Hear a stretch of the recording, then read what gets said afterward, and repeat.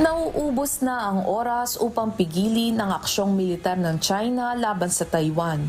Kaya naman, kinakailangan na ng Taiwan na mag-impok ng sarili nilang armory.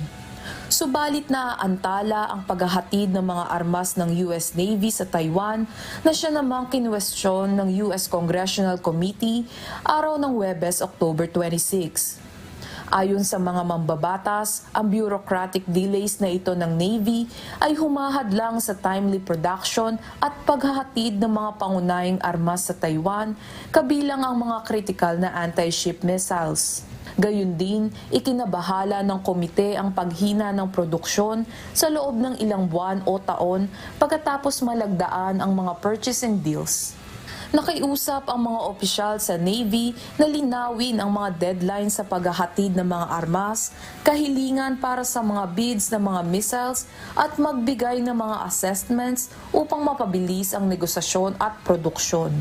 Dahil dito, nagreklamo rin ang Taiwan ng mga nakaraang taon sa mga pagkaantala sa iba pang paghahatid ng mga armas ng US.